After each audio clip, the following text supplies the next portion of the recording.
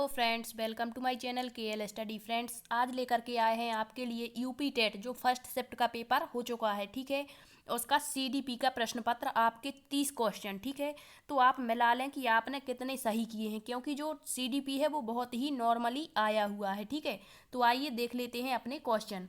सबसे पहला क्वेश्चन आया हुआ है, यू योत्साह है क्या है। यहाँ पूछा गया है कि यू योत्साह जो होता है मूल प्रवृत्ति है, संवेग है, कल्पना है या चिंतन है। तो ये सभी को पता है कि जो हमारे मैकडूगल हैं इन्होंने 14 संवेग बताए हैं और प्रत्येक संवेग की एक मूल प्रवृत्ति होती है, ठीक है।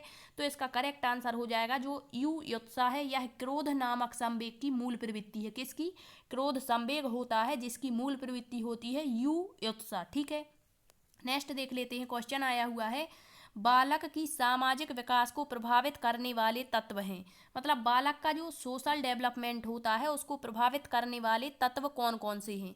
मतलब यहाँ पर तत्व पूछा गया है, ठीक है। तो यहाँ दिया है शारीरिक तत्व। शारीरिक तत्व जो होता है इसका सामाजिक विकास से कोई लेना देना नहीं है। फिर नेक्स्ट दिया है सामाजिक परिवेशजन्य तत्व। बिल्कुल इसका राइट आंसर हो जाएगा हमारा ऑप्शन नंबर बी, सामाजिक परिवेशजन्य तत्व। नेक्स्ट क्वेश्चन दिया है क्वेश्चन नंबर 3, शारीरिक विकास का प्रमुख नियम निम्न में से कौन सा है।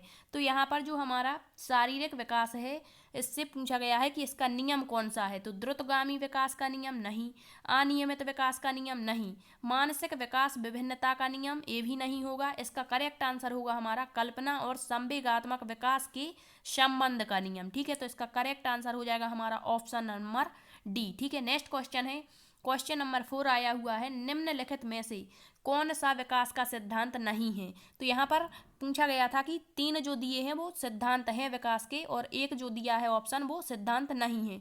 तो परस्पर संबंध का सिद्धांत ये हमारा विकास का सिद्धांत है, निरंतर विकास का सिद्धांत ये भी विकास का सिद्धांत होता है, अनुकूलित प्रत्यावर्तन का सिद्धांत ये हमारा विकास का सिद्धांत नहीं होता है, ठीक है।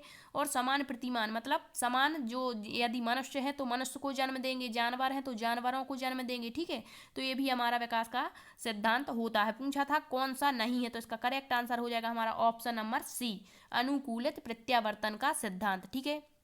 नेक्स्ट क्वेश्चन दिया है क्वेश्चन नंबर 5, कथन पूछा गया था कि विकास के परिणाम स्वरूप नवीन विशेषताएं और नवीन योग्यताएं प्रकट होती हैं। यह कथन किसने दिया है। तो ये सबसे सिंपल कथन है, ठीक है, विकास का। ये दिया है हमारी एलिजाबेथ हरलॉक ने, ठीक है। इसका correct answer option number B हो जाएगा। नेक्स्ट क्वेश्चन दिया है, शैशव काल का समय है इनफेंसी का जो टाइम पीरियड है वो कब से कब तक है, पूछा गया था। तो इसका करेक्ट आंसर हो जाएगा हमारा ऑप्शन नंबर बी, जन्म से 2 वर्ष तक का, ठीक है। नेक्स्ट क्वेश्चन है, कोहलर निम्न में से किस से संबंधित हैं। तो कोहलर निम्न में से किससे, इन्होंने जो सिद्धांत दिया था कोहलर ने सूझ का सिद्धांत दिया था। क्या दिया था? सूझ का सिद्धांत। और पूछा गया है यह किससे संबंधित हैं, व्यक्तित्व के सिद्धांत से, विकास के सिद्धांत से, अभिप्रेरणा के सिद्धांत से या अधिगम के सिद्धांत से। तो इसका करेक्ट आंसर हो जाएगा हमारा ऑप्शन नंबर डी, अधिगम के सिद्धांत से, ठीक है। नेक्स्ट क्वेश्चन है, मानसिक उद्वेलन प्रतिमान का प्रयोग निम्न में से किसके शिक्षण हेतु किया जाता है। तो मानसिक क्रियाएं सबसे ज़्यादा बच्चा कब करता है, जब बच्चा किसी समस्या में फंसा होता है, उससे निकलने के लिए, समस्या समाधान के लिए क्या करता है, मानसिक उद्वेलन मतलब क्रियाएं करता है। तो इसका करेक्ट आंसर हमारा ऑप्शन नंबर डी हो जाएगा, प्रॉब्लम सॉल्विंग, ठीक है। नेक्स्ट क्वेश्चन है क्वेश्चन नंबर 9, निम्न में से किसके प्रयोग में कुत्ता एक विषयी था।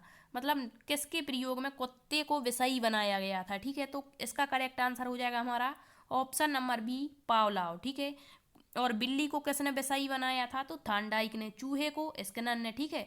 और सुल्तान नामक चिंपैंजी को किसने, कोहलन ने। तो इसका करेक्ट आंसर कुत्ता विषयी था, पावलाव हो जाएगा। Option number B is the right answer. Next question है, मौलिकता, नवनीयता तथा प्रवाह निम्न में से किसके घटक हैं। तो ये सभी को पता है, ये हमारी क्रिएटिविटी यानी सृजनात्मकता, ठीक है, इसके घटक होते हैं। नेक्स्ट क्वेश्चन है, विकास की पूर्व संक्रिया अवस्था निम्न में से किसने दी है। तो जो विकास की मतलब विकास की जो अवस्थाएं बताई हैं, 4 अवस्थाएं किसने बताई हैं, तो हमारे जीन पियाजे ने, ठीक है। तो उन्होंने जो अवस्था दी है वही उनमें से एक है पूर्व संक्रिया अवस्था, ठीक है। सबसे पहली होती है संवेदी गामक अवस्था, दूसरी पूर्व संक्रियात्मक अवस्था, तीसरी मूर्त संक्रियात्मक अवस्था और चौथी औपचारिक या अमूर्त संक्रियात्मक अवस्था, ठीक है। तो इसका correct answer option number A हो जाएगा। नेक्स्ट दिया गया है MMPI परीक्षण का उपयोग निम्न में से किसके मापन में किया जाता है? तो MMPI, इसका जिसको फुल फॉर्म पता होगा उसका करेक्ट आंसर हुआ होगा। MMPI का फुल फॉर्म होता है मिनीसोटा मल्टीफेजिक पर्सनालिटी इन्वेंटरी। पर्सनालिटी आ गया मतलब बुद्धि, ठीक है। इसका करेक्ट आंसर हो जाएगा हमारा ऑप्शन नंबर ए, बुद्धि। नेक्स्ट दिया है क्वेश्चन, अधिगम हेतु निम्न में से, सॉरी यहाँ पर बुद्धि नहीं होगा, यहाँ होगा व्यक्तित्व, ठीक है। 13 का करेक्ट आंसर होगा व्यक्तित्व का। किसका? व्यक्तित्व का, ठीक है। यहाँ व्यक्तित्व, पर्सनालिटी मतलब व्यक्तित्व, ठीक है। नेक्स्ट क्वेश्चन है, अधिगम हेतु निम्न में से क्या सर्वाधिक आवश्यक है? क्या सबसे ज़्यादा आवश्यक है अधिगम के लिए, लर्निंग के लिए, ठीक है। क्या रुचि, अभिप्रेरणा, निर्देशन या परिपक्वता? तो हमारे हिसाब से तो इसका करेक्ट आंसर होगा ऑप्शन नंबर बी, अभिप्रेरणा। जब तक बालक अंदर से अभिप्रेरित नहीं होगा वह कुछ नहीं सीख सकता, ठीक है।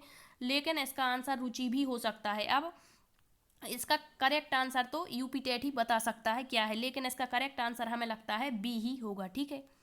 नेक्स्ट है क्वेश्चन, कोहलर अपने प्रयोग से यह सिद्ध करना चाहते थे कि अधिगम जानवरों से मनुष्य में श्रेष्ठ है, एक स्वतंत्र क्रिया है, समग्र परिस्थिति का प्रत्यक्षीकरण है। तो समग्र मतलब जो गेस्टाल्ट होता है उसका अर्थ ही होता है संपूर्ण, समग्र, ठीक है।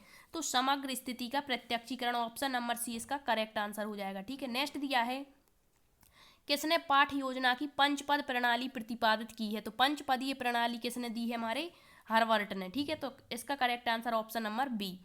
नेक्स्ट दिया है, निम्नलिखित में ग्रंथियों के आधार पर व्यक्तित्व के विभिन्न प्रकारों की चर्चा किसने की है?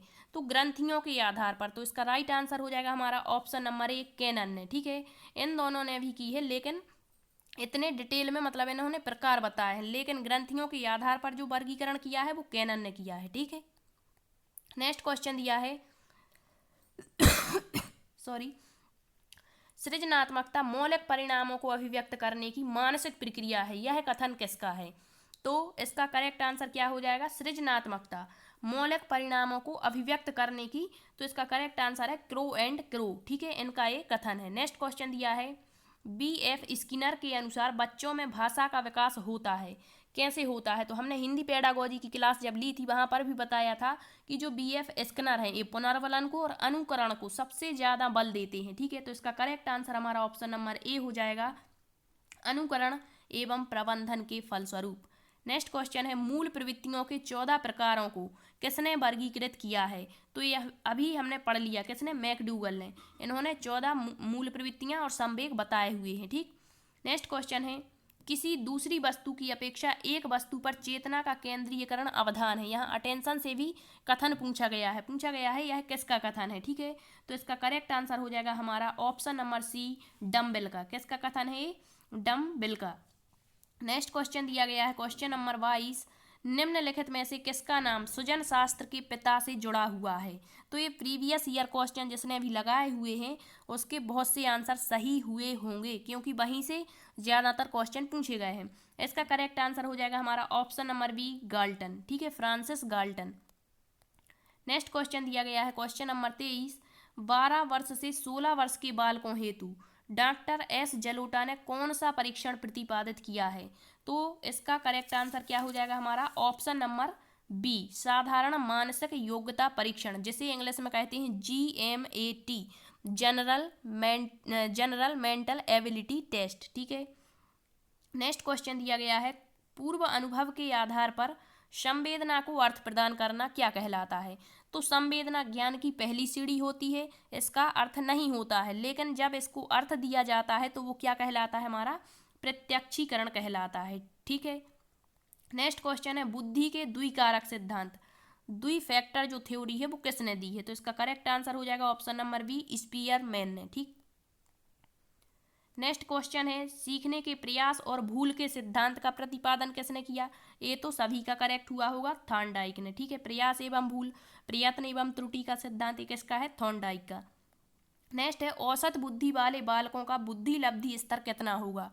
तो इसका करेक्ट आंसर हो जाएगा हमारा 90 से 109, जिसका भी IQ होता है वो औसत बुद्धि या सामान्य बुद्धि वाले बालक होते हैं, ठीक। नेक्स्ट क्वेश्चन है, निम्न में से कौन तरल क्रिस्टलीय बुद्धि के प्रतिमान के प्रतिपादक थे? तो तरल एवं जो ठोस बुद्धि के बारे में बताया था वो कौन है? तो इसका राइट आंसर हो जाएगा ऑप्शन नंबर सी, कैटल महोदय। ठीक, नेक्स्ट क्वेश्चन है, क्रिया प्रसूत अधिगम सिद्धांत का प्रतिपादन किसने किया है?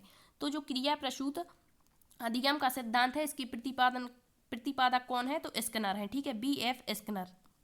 नेक्स्ट और आज का CDP का लास्ट क्वेश्चन है, ब्लूप्रिंट निम्न में से किसका महत्वपूर्ण घटक है?